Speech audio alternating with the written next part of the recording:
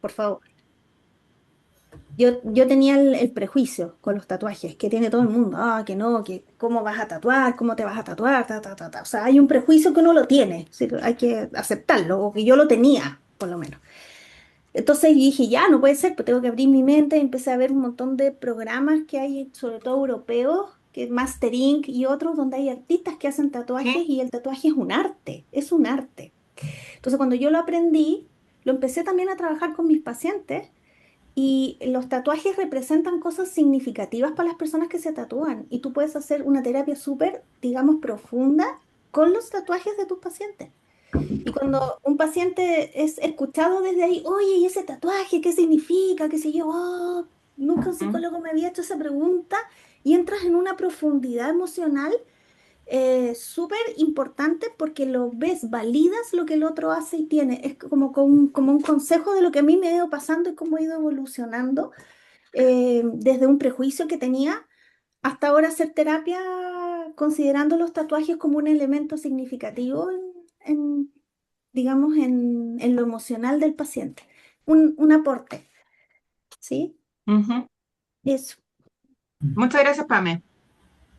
Bueno, eh, hay distintos prejuicios, ¿no es cierto? Puede ser eso, puede ser muchísimas cosas más, las personas con lifting, las personas con incapacidad, y que es parte de lo que, pero lo que yo les invitaba es que en el fondo es algo con lo que podemos trabajar sin tener que solo dejarlo dentro del mundo de las personas con discapacidad e invitar a esta reflexión.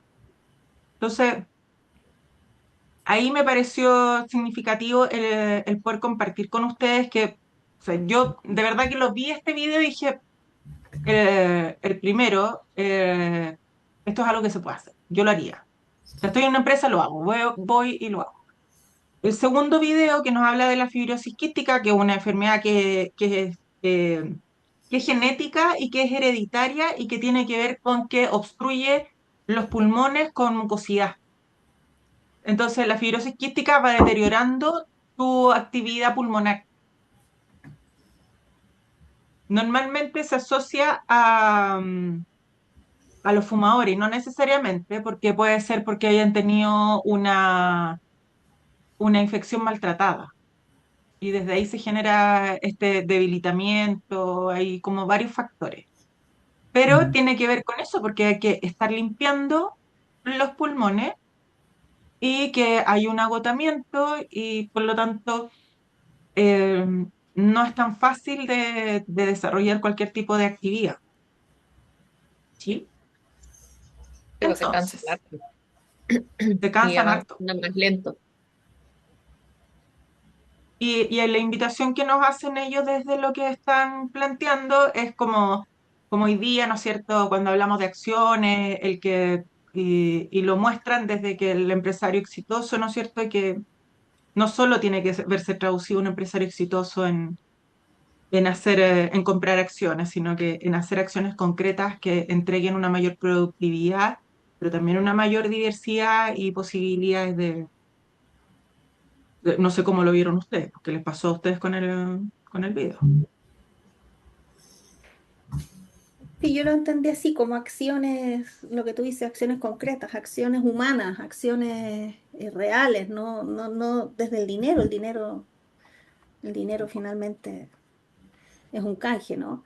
Pero las acciones concretas que tú puedes hacer con tu gente, con tus empleados, marcan una diferencia considerable en la empresa.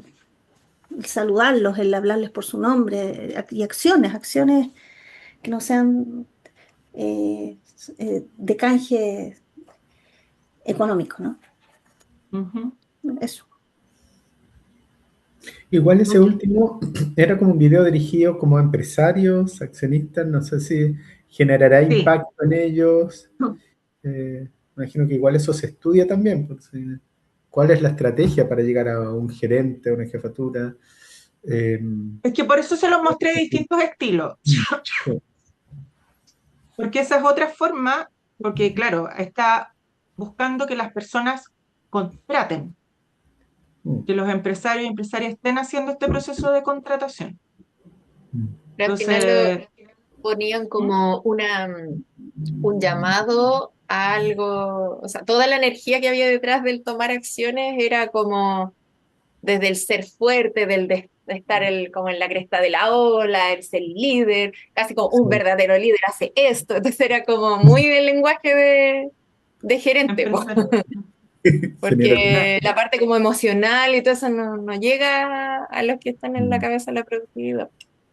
Yo Entonces tenía no un tienen profe en la U, el mismo que había comentado delante, del de los tatuajes, y él en el curso de desarrollo organizacional hablaba de estudiar un poco a los jefes o a los gerentes para vender o para sensibilizar en relación a algo.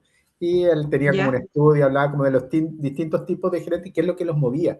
Y decía que algunos, Ujú. ya no me acuerdo ya porque esto hace hartos años atrás, cuando estudiaba, hablaba de algunos que efectivamente se movían por plata y en el fondo había que ofrecerle como la alternativa más eficiente, no necesariamente la más barata, pero Ujú. la más eficiente. Habían otros que se movían por temas más que generara un capital social o distintos tipos lo que los movía.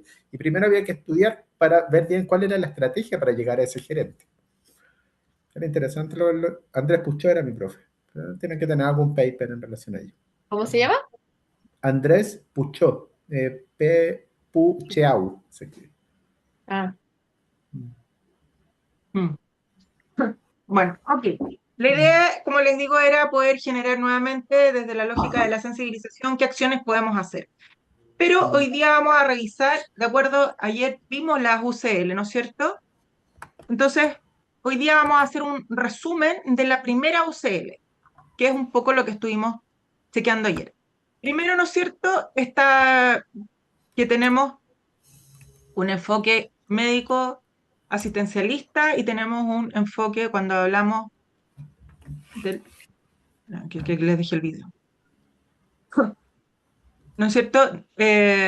Por un lado, el que es un castigo, y por el otro lado, que ya está más agrupado desde el cómo nosotros somos asistencialistas y desde el médico rehabilitador. Y eso va cambiando al modelo social, que es el que tenemos que nosotros trabajar y que nos habla de promover la autonomía, la accesibilidad universal y el respeto a la diversidad. Y eso, derechos humanos, están basados también y están señalados dentro de la Ley 21.275, que nos habla de poder generar los espacios y la reserva para que las personas puedan participar activamente en la sociedad. Entonces, y ya sabemos que aquí es porque hay barreras en el entorno y no porque la persona tiene solamente una enfermedad, sino que es el match de ambas cosas que genera que una persona sea con discapacidad.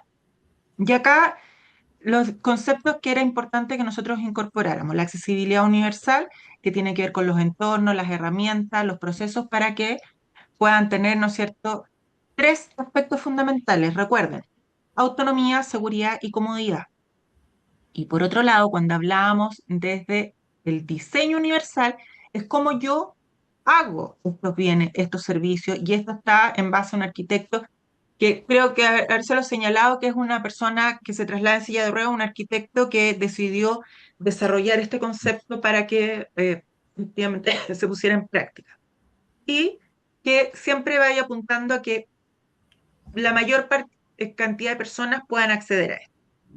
Y por otro lado está este concepto que también es importante, que nos habla del diálogo social y de la intersectorialidad, porque debemos sí o sí pensar en que debe haber un rol activo de todas las personas con discapacidad, no solo en poder participar en el proceso de reclutamiento, me seleccionaron y todo, sino que también poder ser partícipe de cuando se gestiona la política que va a venir en términos de apoyar la inclusión laboral en la empresa. Y para eso es importante que tengamos claro que la inclusión debe ser transversal a toda la organización y en cada uno de los procesos. Y por ende es fundamental que los hagamos parte. Y nosotros hacemos una caracterización de ellos y ellas, pero también que les preguntemos qué es lo que necesitan, qué es lo que quieren más allá de solo los ajustes razonables. ¿Cómo podemos hacer? Porque seguramente van a tener esta poco más experiencia que la nuestra respecto de cómo ir abordando ciertas temáticas o qué les ha pasado y desde ahí poder recabar ideas y plasmarlas dentro del plan. Entonces, y todo esto, cuando nosotros hacemos esto, es poder elaborar un modelo de acción que nos permita que de manera planificada, progresiva, metódica y permanente llevemos a cabo este proceso. Y para eso hacemos un diagnóstico en el que primero indagamos todos los antecedentes, tanto internos como externos. Y aquí vamos a ver toda la ley, todo lo que tiene que ver con lo que pueda estar escrito, todos los distintas, no sé, desde reglamentos que se hayan hecho. Recordemos que aquí puede estar también el protocolo, saber si es que tenemos un protocolo, si lo estamos formando, qué es lo que hay. Después tenemos que sistematizar toda esa información para poder identificar todos los datos que nos den cuenta, que nos permitan sustentar el trabajo que vamos a desarrollar, pero también identificar las brechas que existen. Y todo eso lo vamos a sistematizar, ¿no es cierto?, para poder hacer este ciclo que tiene que ver con no solo el proceso de reclutamiento, sino que sistematizar, por un lado, o sea, perdón, de nuevo, la recopilación de antecedentes, los datos y brechas que tengamos, y lo otro que tiene que ver con la gestión de recursos humanos, para que después hagamos un informe técnico. Y ahí vamos a tener nuestro diagnóstico. Entonces, ¿qué es lo que vamos a hacer? Tenemos que ver cuál es el estado de los protocolos y hacer una revisión de todas las políticas, qué reglas son las que tenemos hoy día. ¿Cuál es la identificación de los actores? Y acá, internos y externos, que también lo conversamos. Los ajustes de accesibilidad. ¿Cuáles son las medidas de accesibilidad universal que existen actualmente? ¿Tenemos espacios, no tenemos espacio? ¿Cómo están ubicados los escritorios? Y los ajustes razonables en caso de que se hayan desarrollado y si no, después de eso, cuáles van a desarrollar. Y aquí vamos a tener dos herramientas que nos van a dejar. Por un lado, las herramientas cuantitativas que nos van a permitir que nosotros midamos en términos métricos todo lo que está pasando. Y eso lo podemos hacer a través de encuestas de percepción, entrevistas estructuradas o sociometría. Y por otro lado, lo podemos hacer a través de herramientas cualitativas para poder conocer cuál es la cultura organizacional, mitos, sesgos inconscientes y la cultura organizacional. Y acá, ¿cómo lo hacemos? A través de la observación directa, focus group y también el poder escuchar a las personas que son partícipes, incumbentes en este caso, por ejemplo, las personas con discapacidad. Y eso nos va a propiciar que nosotros podamos dar con mayor claridad de cuál va a ser el diagnóstico y lo que voy a implementar. Dentro de esto, bueno, yo les mandé el cuestionario del CALSM Suceso. No sé si lo alcanzaron a ver.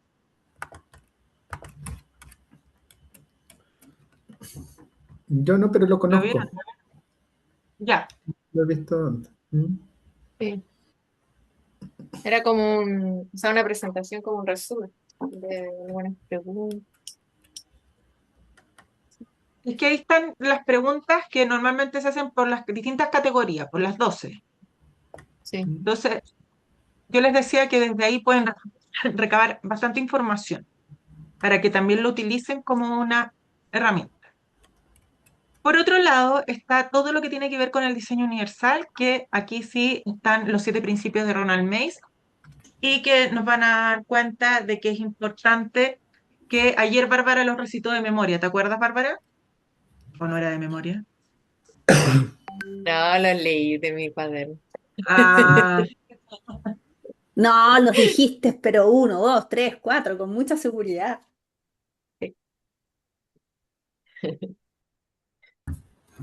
pero a grandes rasgos hay 5 objetivos que se desprenden de estos 7 principios. Uno, el que puedan ser diseñados para los distintos tipos de cuerpos, así como vemos acá, distintas formas y distintas capacidades corporales que la persona tenga.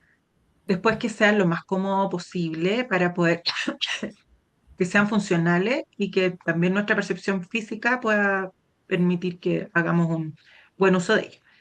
En términos de conciencia, para poder asegurar la información sea percibida por cualquier canal. O sea, yo puedo hacerlo visual, auditivo o a través del tacto y voy a poder acceder a esto. Por otro lado, ando una mosca que me está, estoy mosqueando. Y después, por otro lado, está la comprensión, que es que nosotros lo podamos hacer lo más intuitivo, y el bienestar, que para que sea lo más en un entorno seguro, saludable, ¿no es cierto? Y que yo lo pueda desarrollar de forma autónoma. Eso en términos del diseño universal, que es importante que dejemos claramente establecido, porque yo le decía, aquí es donde siempre se caen, entre diseño universal, accesibilidad y ajuste razonable. ¿Cuáles son las diferencias?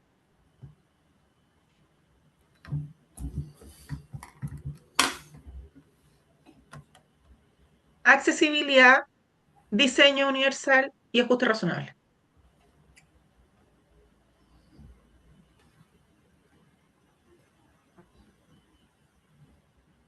La accesibilidad universal son todas las medidas para acceder y utilizar los productos y servicios de forma adecuada. Esa es la accesibilidad universal. ¿Ya? El diseño universal, los 7 principios. ¿Ya? Que leíste, como los 5 anteriores, tenían que ver con el Ujú. diseño universal. ¿Cuáles son los objetivos de esos principios? ¿Mm? La comodidad, que todo lo que se vio en la lámina anterior, Sí, no, que- pero eso es lo que yo les leí. sí, sí. Que, Que sea accesible para todos sin importar la condición. Eso era. ujú, Sí, sí, que tiene que ver con la confección de estos productos y de estos servicios a los que yo voy a acceder. exacto. Y el ajuste razonable, Lo que habría que arreglar, mejorar en lo que ya existe para que las personas tengan la comodidad de acceder sin ningún tipo de obstáculo, molestia, incapacidad, incomodidad en el entorno. Yo lo entiendo de la mm, siguiente forma. Para mí la accesibilidad es ¿ya? como la ley, lo que hay que hacer, que sea todo accesible. ¿Ya? El diseño universal como la norma Decreto técnica. 50. Sí. Accesibilidad, decreto 50.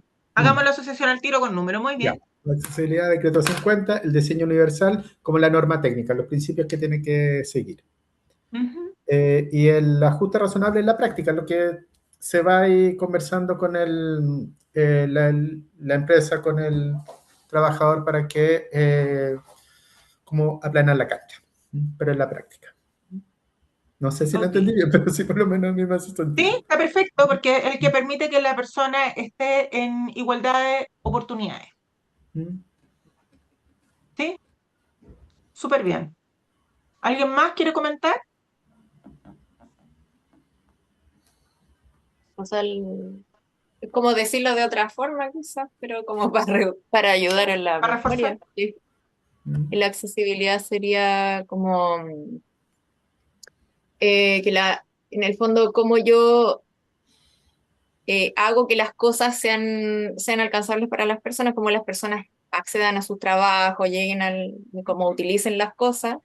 El diseño universal sería el cómo yo tengo que diseñar esas cosas para que sean accesibles y los ajustes razonables son los cambios que yo tengo que hacer para que el trabajo, por ejemplo, sea más accesible o sea realizado en igualdad de condiciones o algo así. Perfecto. ¿Sí? Lo que es importante que ustedes tengan claro cuál es la distinción, porque como le digo, esa es típica pregunta de prueba que se equivocan, ¿no? Entonces, para que lo tengan claro, ¿cuáles son? Después, hacemos el diagnóstico. Dentro del diagnóstico establecemos todo lo necesario, hacemos la indagación por distintas formas.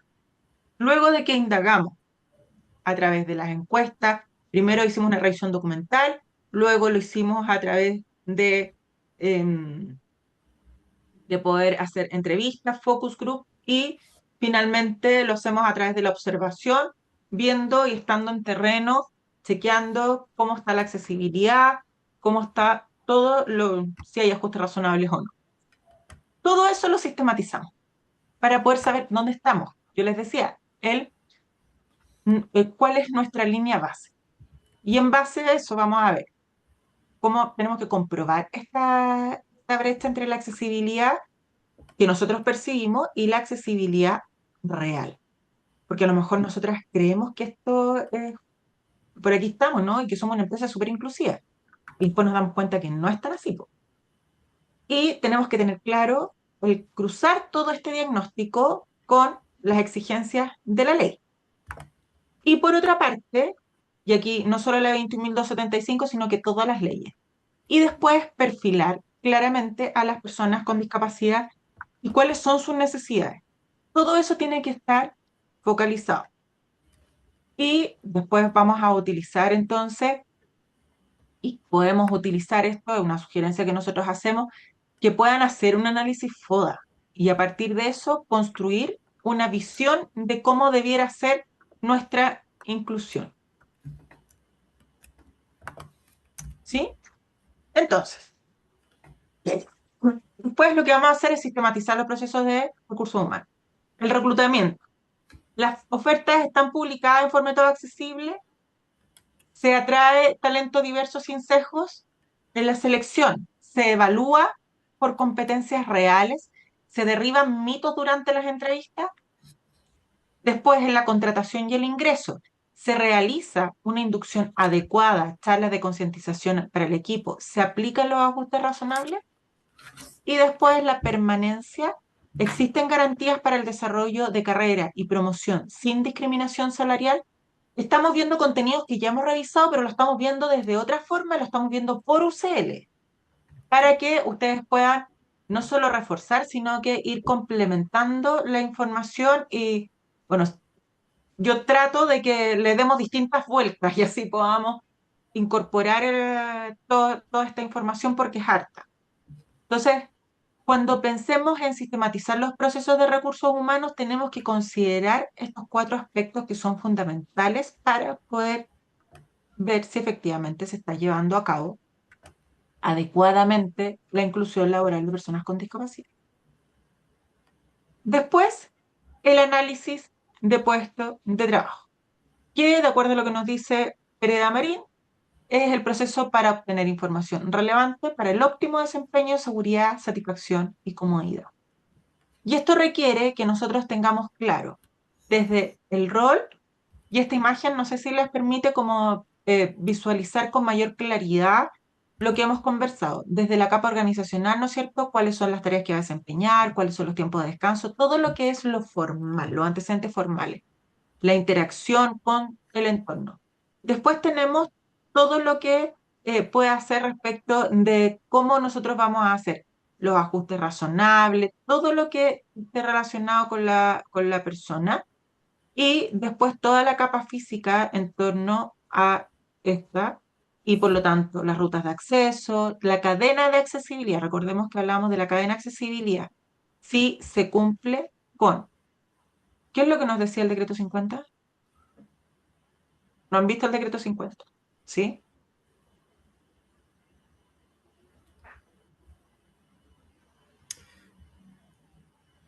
Que fuera desde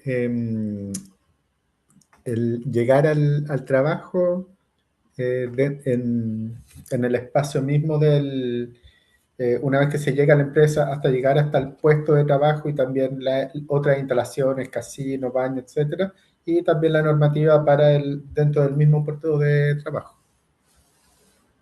Ya, sí, perfecto. Todo el proceso, desde que la persona Sale de llega y su lo más casa. cerca, desde que sale de su casa hasta qué es lo que yo tengo que hacer al respecto. Entonces, tenemos que considerar todas y cada una de las variantes dentro de ella.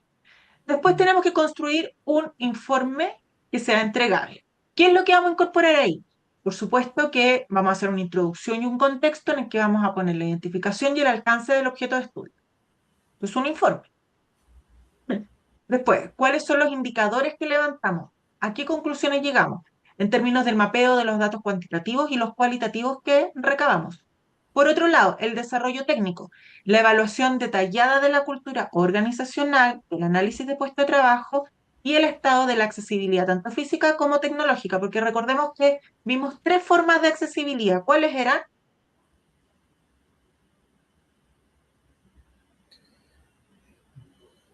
Gran física, La infraestructura, comunicación. Ah, no, la comunicación, ¿sí? Comunicación. Falta una, ¿Digital? digital. O web, ¿sí? La web digital, la de infraestructura y la comunicacional. Esas son las 3 accesibilidades que tenemos que tener pendiente, considerar siempre. Entonces, el desarrollo técnico, todo lo que tiene que ver con eso debe estar presente en el informe, las conclusiones y brechas que detectamos. Entonces, ¿cuáles son los puntos críticos en los que nos debemos focalizar? Y, por lo tanto, todo esto, ¿cómo lo podemos resolver considerando la normativa que tenemos? ¿Y cuáles van a ser nuestra propuesta de mejora? Las acciones de mitigación. ¿De qué forma nosotras vamos a, cuando hablamos de acciones de mitigación, ¿se acuerdan que ayer lo vimos? ¿Qué es?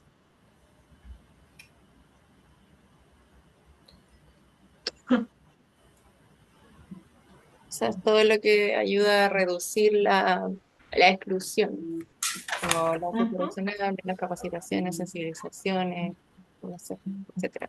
Relaciones con instituciones. Súper. Entonces, de ahí, del diagnóstico a la acción, es un proceso vivo. ¿Qué es lo que tenemos que considerar? El que tenemos que planificar. Para eso vamos a usar el informe diagnóstico y aquí fíjense que está relacionado con las 3 unidades de competencia. Después, hacemos el informe diagnóstico, esto también está dentro de una de las diapos, para establecer las metas y el plan de acción. Luego vamos a hacer, y para ello vamos a implementar los procesos y los ajustes razonables. Después de que implementemos, vamos a chequear y vamos a medir este desempeño en función de la base diagnóstica que tuvimos. Y vamos a finalizar con las acciones correctivas, vamos a actuar para poder coordinar nuevas capacitaciones, nuevas acciones que se requieran y volver a este ciclo. O sea, esto es importante. Por otro lado, yo les hablé que era fundamental que tuviéramos presente, además de cuáles son las otras leyes.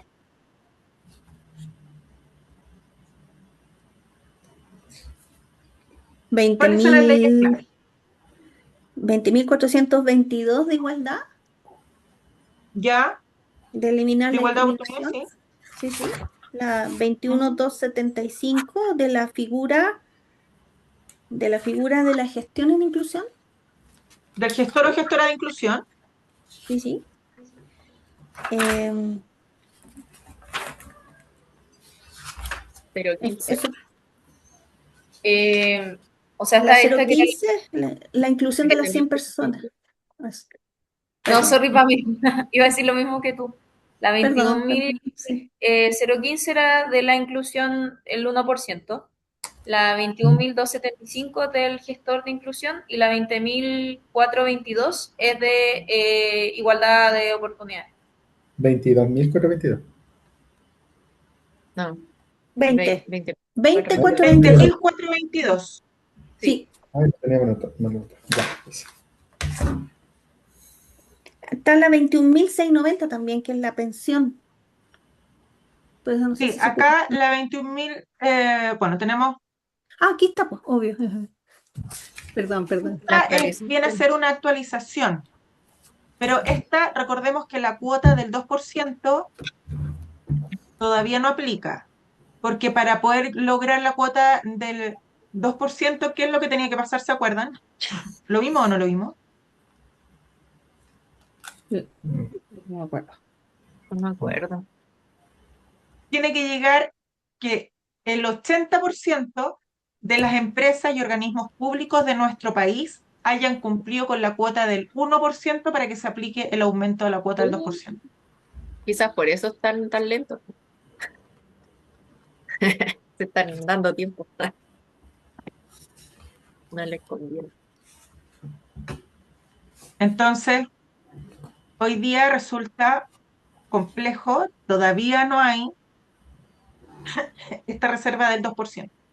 Pero sí, que es importante que tengamos presente, es que incluye a los pensionados por invalidez. Y eso también está dentro de las cuotas. Habla además del cumplimiento subsidiario regulado y que como el tope del 50% de una sola organización. También habla de que las multas por incumplimiento, fíjense, acá aumentan. ¿Se acuerdan cuánto lo que habíamos visto? Que incluso la PAME sacó el cálculo. Sí. ¿Se acuerdan cuánto era la multa, no? No sé, 2 a 3 o no sé. Eran UTM, eran muchas UTMs. O sea, el primer tramo eran poquitas, pero después eran hasta como 60, no sé. A ver, espérate. Lo anoté por aquí. Sí, yo también lo estoy buscando. ¿Dónde está la multa? Es importante que acá, por cada persona que no se contrató mensualmente en una empresa mediana, son 20 UTM Ay, mensuales. estaba ahí abajo. Es que esto es la nuevo que viene con la ley 21.690. Lo que Ah, pasa es ok. que la cuota del... Y cuando la gran empresa, 30 UTM. ¿Qué, qué más establece? Nuevas obligaciones para el empleador en términos de tener los ajustes en reclutamiento y selección. Y eso es algo que nosotros ya lo sabemos y lo tenemos incorporado, ¿no es cierto? Los protocolos de ambientes laborales, en el que es obligatorio entregar el protocolo acorde a la ley 20.422.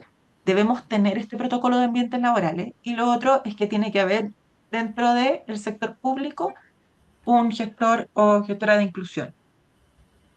Y yo les puedo decir que eso es efectivo porque están todos los días ahora saliendo, ya empezaron como a preocuparse más, están saliendo, que están buscando eh, OTEC en este caso para que puedan hacer capacitaciones a través del mercado público. Han salido distintas oportunidades para capacitar de distintos organismos públicos y tener gestores y gestoras de inclusión, que no estaban antes preocupados de eso.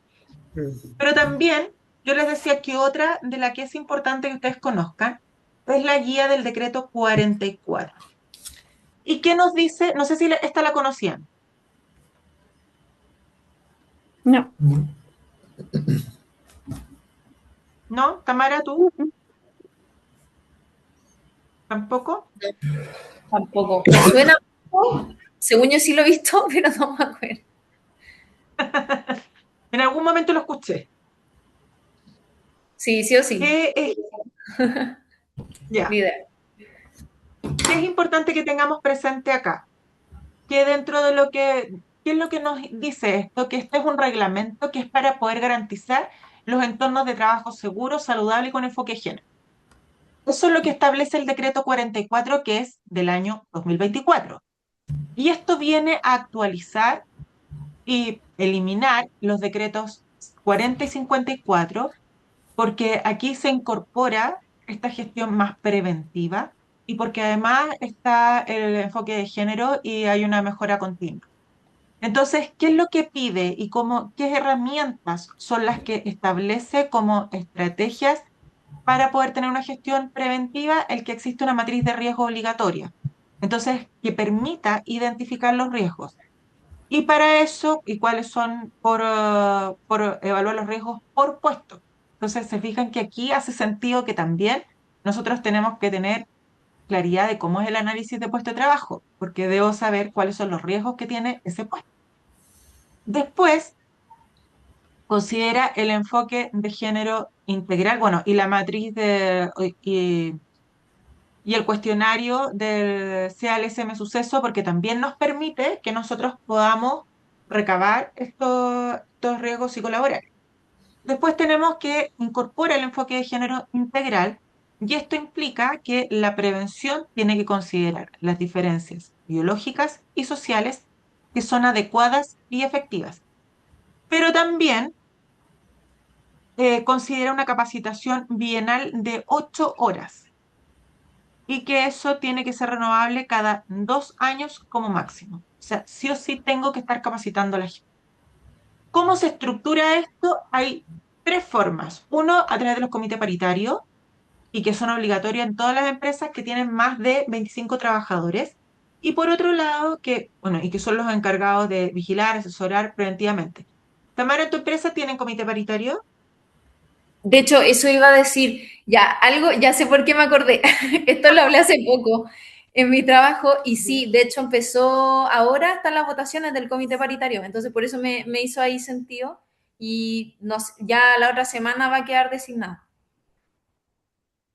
Ya. esto es parte del decreto 44. Entonces, cuando se instala el comité paritario, tú le dices, esto es parte del decreto 44. Ahora voy a hacer. Claro. Entonces, tú le dices, esto es parte del decreto 44, ¿no lo sabí? Venga. Ya Ok. antes, ¿cuál era la regla en torno a los comités paritarios? ¿Cómo era antes? ¿De qué? Es que los comités paritarios tienen distintas funciones y ahora acá tiene un rol más preventivo. Entonces, ¿qué es lo que se establece? Porque antes solo era desde la vigilancia y los comités paritarios estaban, si bien en la lógica de la prevención ahora es donde más se les da énfasis y se pide es que sea en la prevención. Es lo mismo que el tema de la ley Karin, que antes existían leyes que estaban orientados a la sanción y ahora se le da énfasis a la prevención. Entonces, por eso se habla de que esto es una nueva forma de gestionar los riesgos laborales, no desde la reacción, no desde del operar post, sino que el cómo se va a prevenir que estas situaciones ocurran. Entonces, eso es lo Claro. que, porque antes los comités paritarios estaban establecidos más bien en la lógica del post, después de. Sí.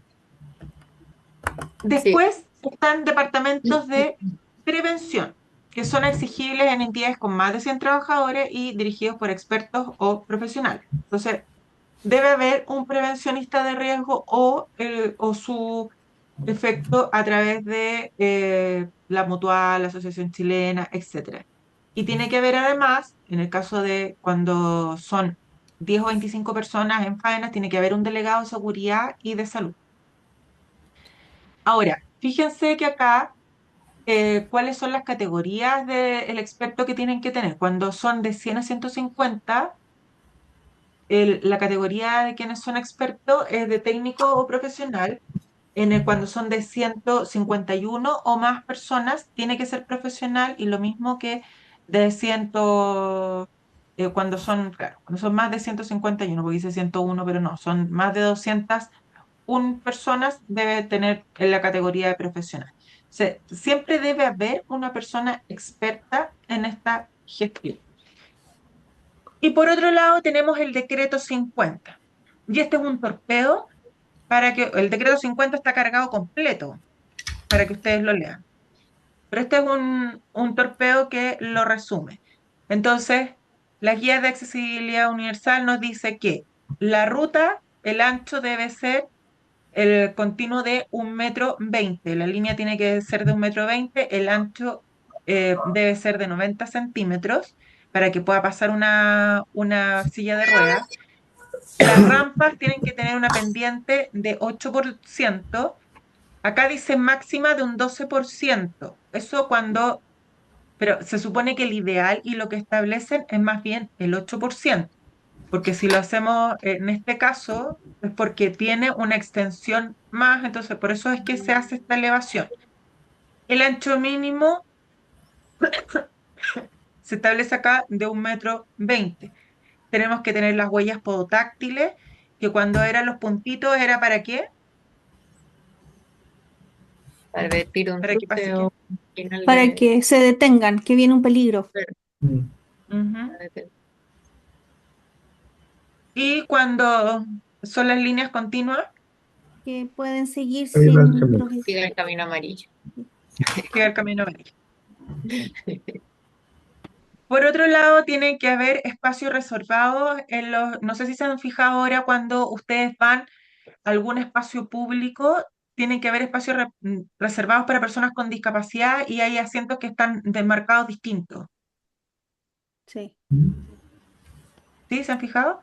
Sí. Entonces, hay espacios que están reservados para personas en sillas de ruedas y con asiento fijo. Después los baños accesibles. ¿Qué es lo que tenían que tener? Las barras de apoyo antideslizantes.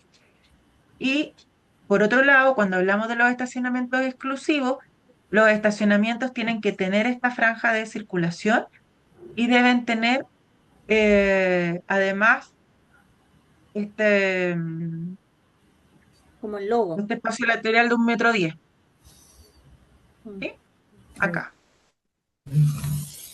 Esto además debiera ir acompañado cuando la persona porque acá esto está pensado en que la persona acá se baje, ¿no es cierto? Yo no sé si les ha tocado, pero a mí me ha pasado que de repente he llegado a lugares en los que, bueno, más allá de que estén usados los estacionamientos por alguien que no es una persona que tiene credencial, que eso es como, entre comillas, habitual, pero que acá después la persona se baja y la rampa para poder acceder al lugar está al otro lado.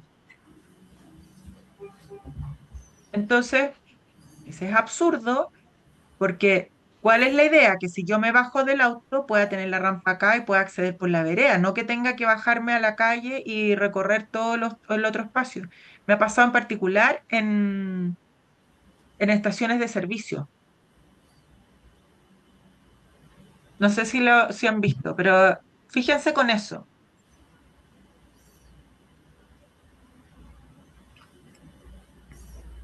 La rampa para bajar, la rampa para bajarse tiene que ir por por el lado del copiloto o lo que va por el lado del piloto o por el lado de mejor accesibilidad para llegar al lugar. De mí que la duda. Tiene que ir, ¿por Quiere qué ser lado mejor dices tú? accesibilidad. Sí, Porque, mira, lo que pasa es que va como tú estaciones el auto. ah, ya. Mm, Sí, Porque yo puedo ser piloto o puedo ser copiloto con sí. persona con discapacidad. Yo puedo, o sea, yo puedo tener en mi auto Mm, la credencial de discapacidad y ser yo quien maneja, pero la persona que traslado es con discapacidad. ya, ok. Sí. La pregunto porque una amiga tenía adaptado su auto para, ella andaba en silla de ruedas y manejaba. Sí, Tenía esa por adaptación. eso te digo, es como se ubica. Yo Tendría que también, ponerse el revés. se tiene que Pero poner la al revés. rampa debería estar al lado del auto, de donde te bajáis del auto. Sí, Como que Sí, independiente si es llegar piloto o más copiloto. accesible. Mm. Oye, y ahí en esos casos, por ejemplo, ya supongamos una bencinera, una estación de servicio que no tiene eso organizado así, tienen también una forma como de excusarse, así como cuando uno no contrata a las personas, tienen formas de ciertos requisitos de cumplimiento o posibilidades para excusarse de no tener la rampa de acuerdo a la normativa. no, no. O No, pues no que, están como los cumpliendo multan, con eso. Es multa. Hay un los multan, incumplimiento a la perdón. ley. Sí, pues sí es ley. O sea, miren, yo se las voy a mostrar. El decreto Y se multa 50. realmente.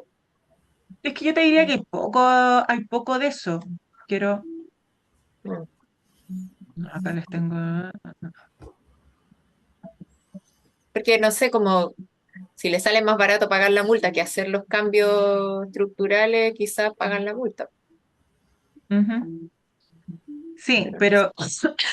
pero en este caso, claro, no es la idea porque además tiene que ver con la imagen social, creo yo, más que es la sanción social, más que la multa en sí misma. Hoy día, a través de las redes sociales, es mucho más funable y es más Ah, complicado para las personas que eso, y mm. procuran más que eso sea un proceso desde ahí más amigable. Quiero mostrarles el decreto Claro, es más 5. fácil hacer una denuncia pública porque la gente no sabe, pues, entonces como los que no saben no van a decir nada. No sé si han visto en redes sociales, hay una persona ciega que y tiene creo que se llama No nos vemos. Ah, Ah, sí, sí, se no lo he nos visto. vemos. Sí. ¿Lo han Él, visto? él No nos educa vemos. harto, po. Sí. Sí, que le hackearon la cuenta hace poco. Sí, a ver, déjenme ver. Que Sí, No tuvo nos que vemos, creo que se cambiar llama. su cuenta. Se llama No Nos Vemos Oficial, la cuenta de él. Sí. Tamara, ¿tú lo has visto? No, Bueno, él hace Aquí, también, se lo voy a compartir acá. ya. Gracias. aquí lo comencé a seguir. Él educa Sí. harto, Él Sí. hace arte educación sí, de a cosas que uno propósito no de lo sabe. mismo. Y lo que yo les quiero O por ejemplo, mostrar, el primer y segundo asiento de los buses, el uno y el 2 se tienen que vender al último porque tienen que quedar reservados para personas con discapacidad y yo no tenía ideas. Y los de los buses tampoco, tampoco sabía. En los aviones también. Sí. Y como nadie sabe y los cajeros tampoco los venden nomás. sí, eso es, pero debiera estar establecido. Y deberían saberlo, pues deberían instruir a los que venden, pero yo creo que no lo hacen para que vendan nomás. Que no hay educación. Lamentablemente no. Ya, les quiero mostrar. Ay, se me quedó. Porque la plataforma.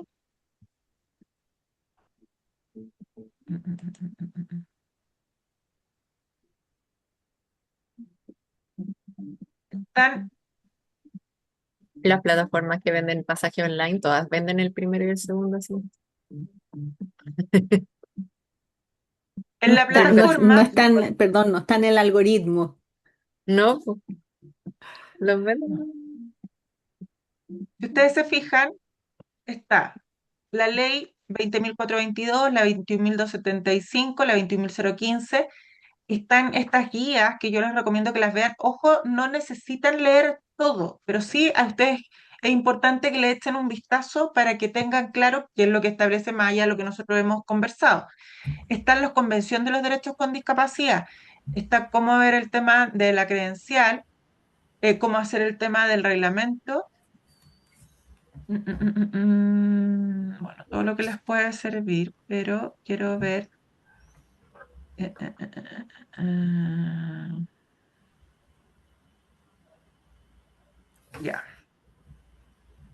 Después tenemos acá el decreto 50, informativo técnico de la accesibilidad universal. Y si ustedes se fijan, el decreto 50, que es lo que yo les decía, no sé si lo están viendo, Sí, ahí Sí, se les perfecto. aparece el decreto súper. 50, es Sí. ley. Y esto no es nuevo, fíjense, fue promulgado el 2015.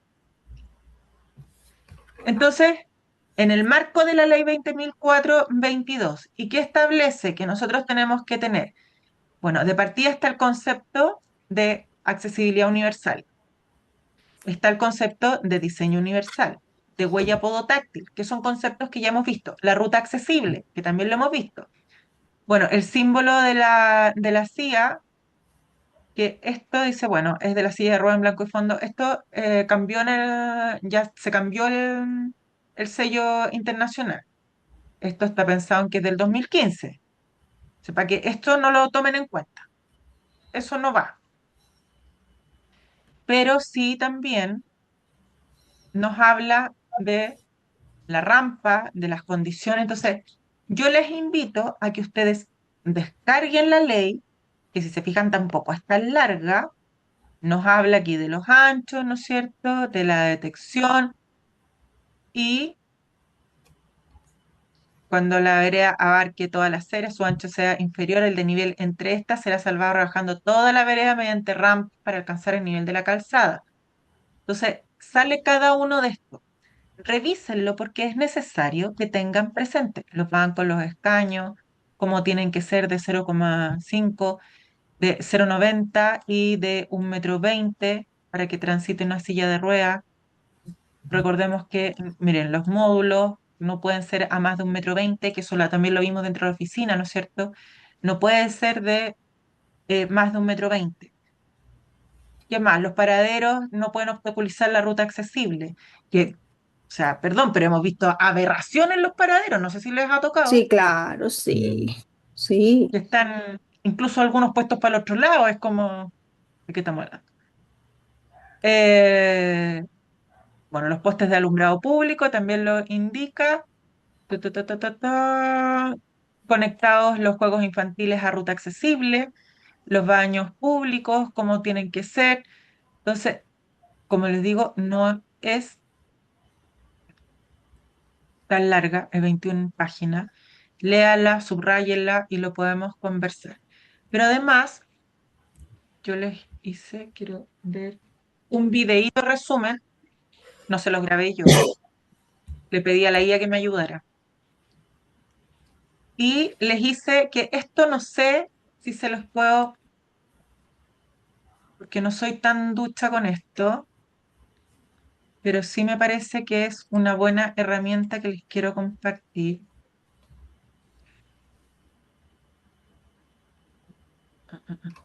Espérenme, acá.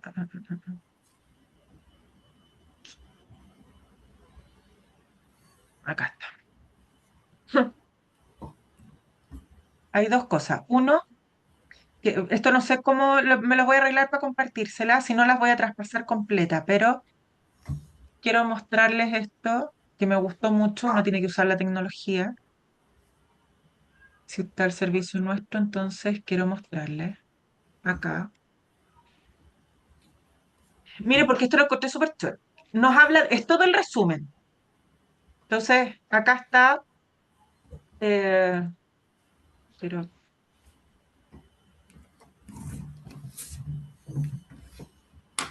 mm,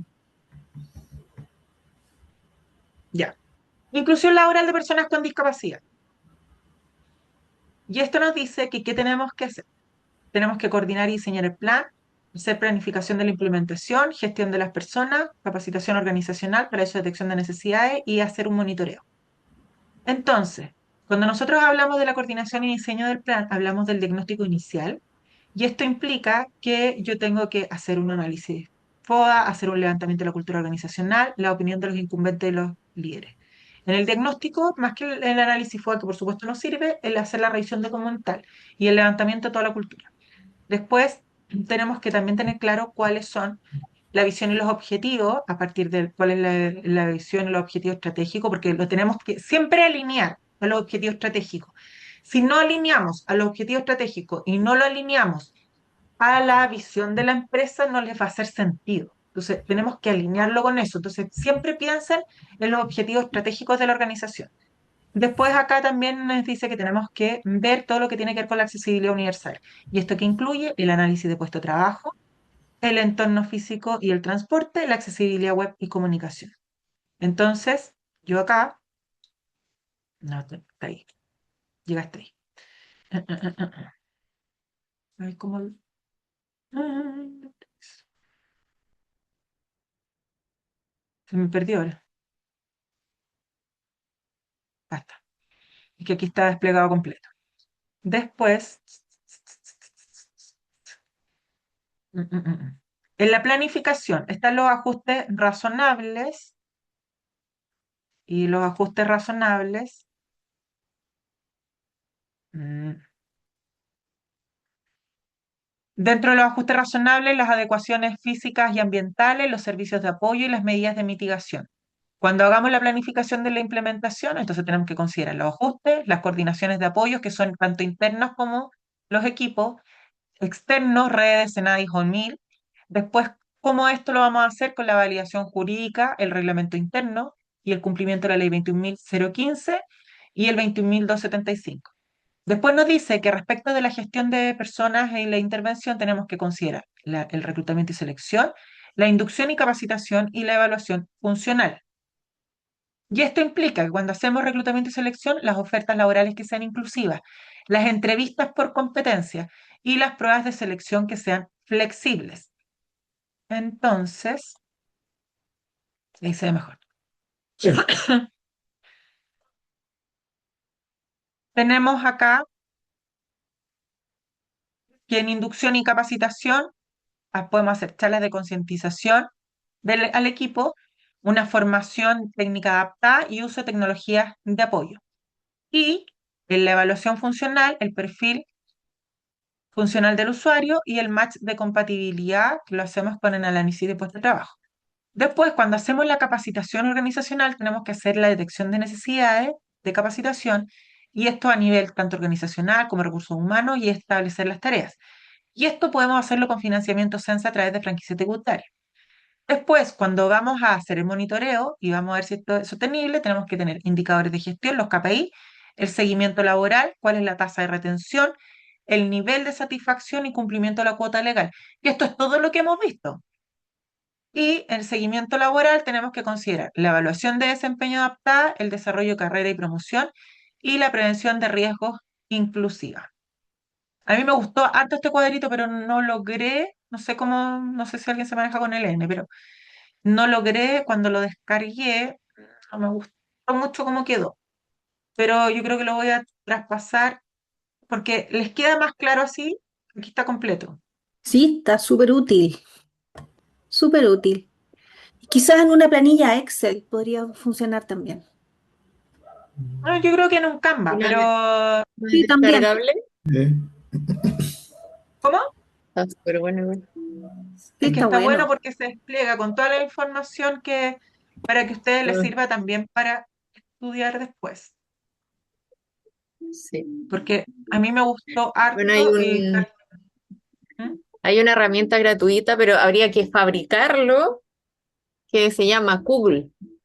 Es como Google, pero con Mm, C.it. Y ahí se hacen mapas mentales como eso, así como infinitos. Y es Es gratuito. que este es un mapa mental, pero el punto es que Mm. cuando yo lo bajé, no me gustó cómo, no me gustó cómo quedó. Bueno, y también le pedí, me aproveché de la IA y le pedí que nos hiciera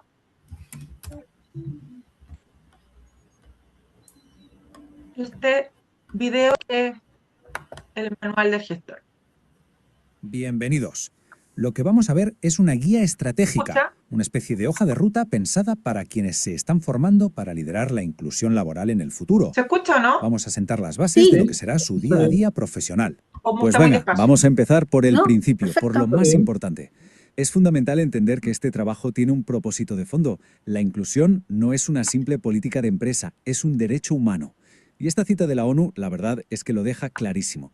Este es el recorrido que haremos en los próximos minutos.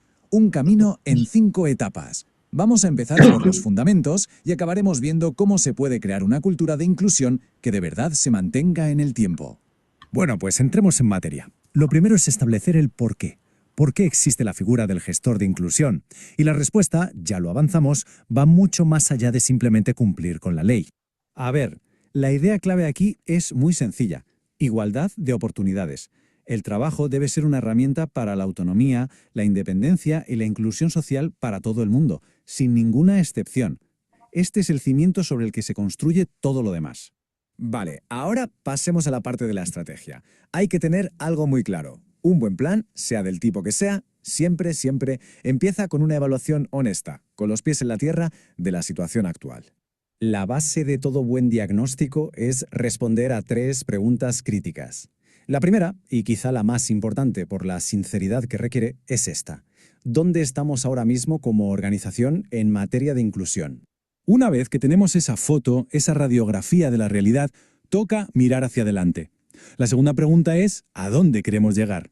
Necesitamos definir un futuro que sea claro, ambicioso y que sobre todo inspire. Y claro, la tercera pregunta es la que une esos 2 puntos, el presente con el futuro que hemos imaginado, y es, ¿cómo lo vamos a hacer? ¿Cuál es el plan de acción para llegar hasta allí? Pero ojo, un diagnóstico no se puede hacer desde un despacho. Es fundamental escuchar. Escuchar a las personas que acaban de llegar, a los equipos que la reciben y, por supuesto, a quienes ya llevan tiempo en la organización. Sus experiencias son oro puro para entender los verdaderos retos y las oportunidades reales. Y aquí viene una parte peliaguda, pero clave. Hacer conscientes los sesgos. Esas ideas preconcebidas que todos tenemos, como esta que vemos, son muchas veces las barreras más grandes, aunque ni nos demos cuenta. La tarea del gestor es identificarlas, ponerlas sobre la mesa y poco a poco desmontarlas.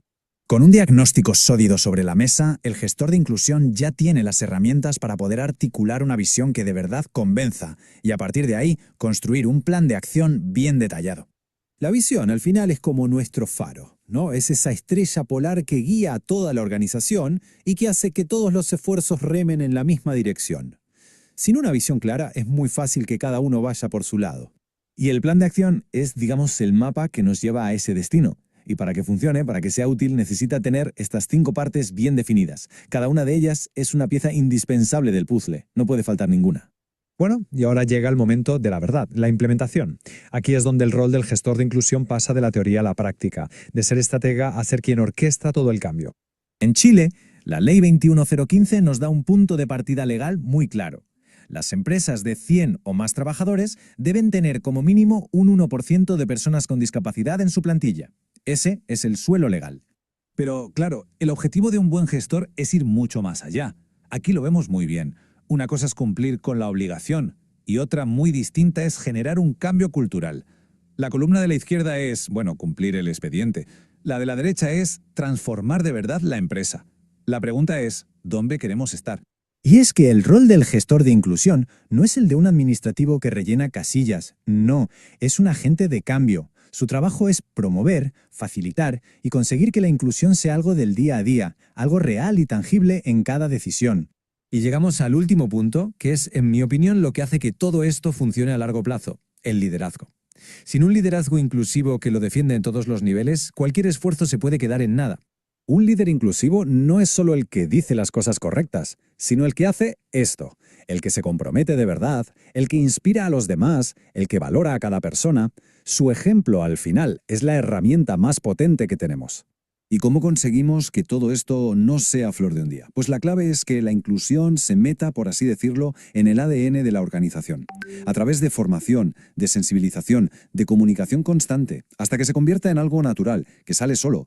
Y esto nos deja con una reflexión final, casi un sueño, ¿no? El verdadero éxito, el objetivo último de cualquier gestor de inclusión, será cuando todo esto esté tan interiorizado en nuestra cultura que ya no hagan falta leyes que nos obliguen a ello. La pregunta es, ¿llegaremos a verlo?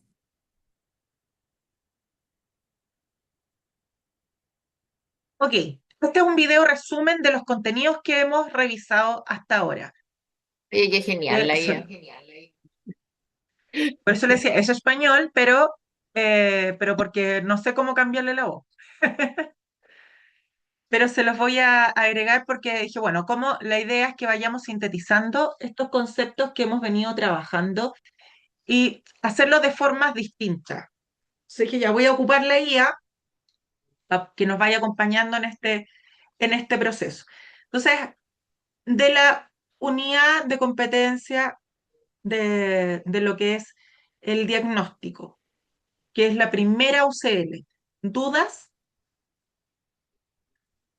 Yo les dije que me fueran anotando aquellas que ustedes necesitaran reforzar. Entonces,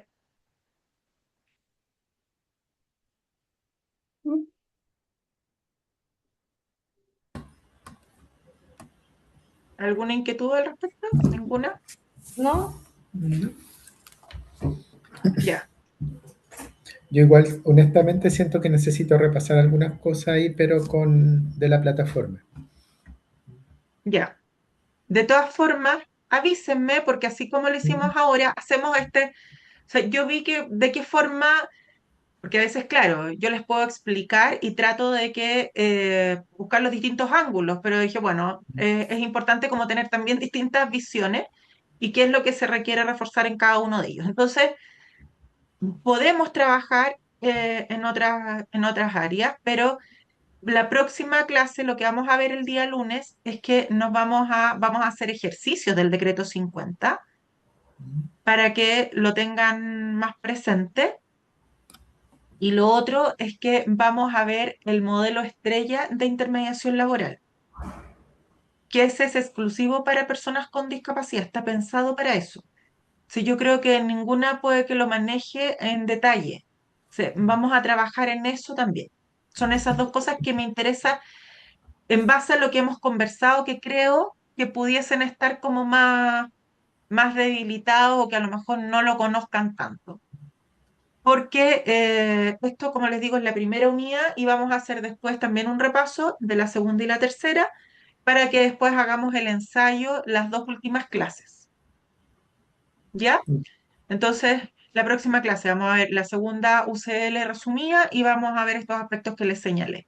Así que cualquier duda más que tengan y que ustedes crean necesario reforzar, me lo señalan y la idea es que esto sea, y por eso lo hacemos con pocas personas, que sea lo más personalizado posible, de forma que en función a los tiempos de ustedes, en función a los conocimientos que tienen, podamos hacer las adecuaciones correspondientes y que así ustedes tengan un buen desempeño no solo en el examen, sino que un buen desempeño como gestoras.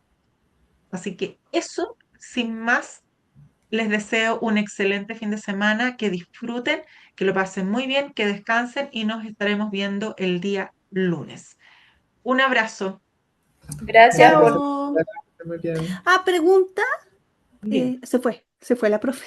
¿No? No, acá Está ahí estoy, la acá profe. estoy.